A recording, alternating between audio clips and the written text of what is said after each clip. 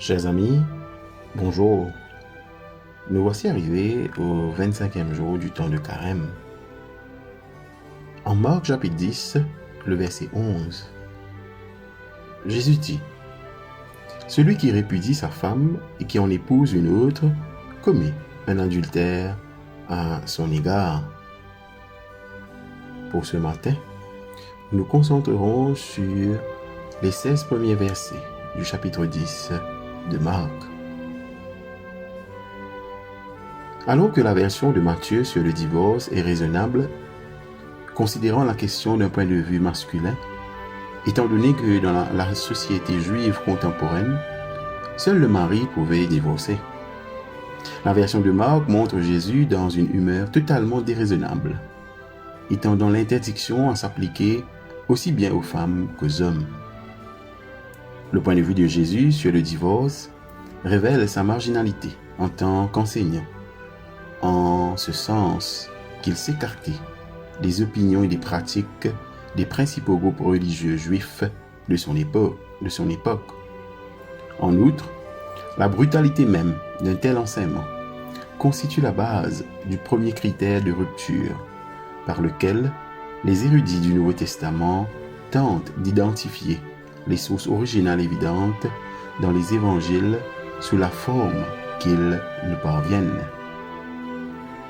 Un autre critère utilisé par les érudits est celui de la gêne. Des paroles de Jésus qui sont si embarrassantes pour nos oreilles que l'Église n'aurait pas pu les inventer. Pourtant, c'est ennuyeux, mais Jésus sait de quoi il parle. Il enseigne ces choses non pas parce qu'il veut nous lier et nous restreindre avec des règles, mais parce qu'il veut le meilleur pour nous. Il sait qu'il n'y a pas de situation humaine, pas de relation intime qui ne puisse être rachetée par l'amour de Dieu. Car ceux qui essaient de vivre en unité avec notre Père sont gratifiés de l'amour de vivre en unité avec toute la création, même nos familles. Bien sûr, il y aura des moments où, à cause de la cruauté d'infidélité répétée, un conjoint peut finalement n'avoir d'autre choix que de se retirer du mariage. Ce n'est pas la même chose que demander le divorce ou chercher à se consoler avec quelqu'un d'autre. Il y a des horreurs pires dans la vie que de vivre dans le célibat. Comme toujours, l'enseignement de Jésus est une voie qui assure notre bonheur et notre contentement durable, mais que nous semblons déterminés à ignorer. Un des idoles les plus fausses et destructrices du XXe siècle ont été celles de la liberté de choix. L'exigence de droit de la liberté de se prémunir contre ces enjeux afin qu'aucune action n'ait jamais de conséquences qui s'y rattachent. La notion de liberté de choix implique en fait de ne jamais faire de choix, mais de garder nos options ouvertes dans un nombre infini de non-décisions destinées à échapper à la responsabilité finale de nos propres vies et actions. Le message de Jésus consiste à faire un choix et à s'y tenir, avec la promesse que si nous sommes fidèles, il sera toujours avec nous.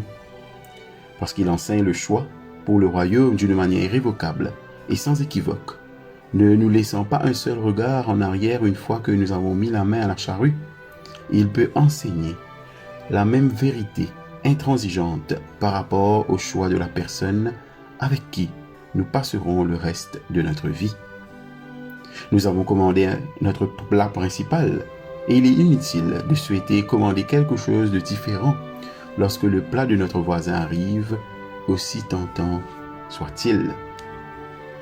Jésus enseigne le choix, non pas parce qu'il est transmis au Sinaï sur une tablette de pierre, mais parce qu'à moins que nous ne fassions un choix pour la vie, nous dévaluons la valeur de notre parole, notre promesse, notre vœu, et par conséquent, notre société se désintègre sous nos yeux.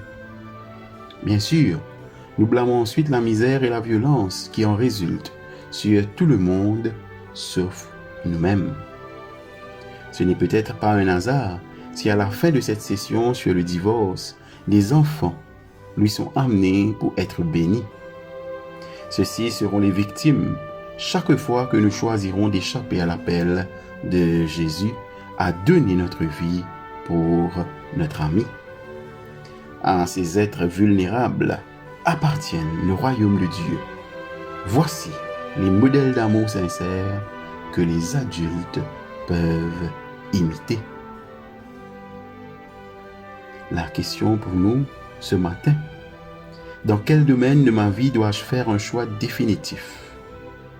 Suis-je prêt à en assumer les conséquences? Dans quel domaine de ma vie dois-je faire un choix définitif? Suis-je prêt à en assumer les conséquences? Prions. Père, apprends-moi à ne pas faire de ma liberté de choix un Dieu, mais à te choisir inconditionnellement et à vivre avec les conséquences comme Jésus l'a fait par la puissance de ton esprit vivifiant. Amen.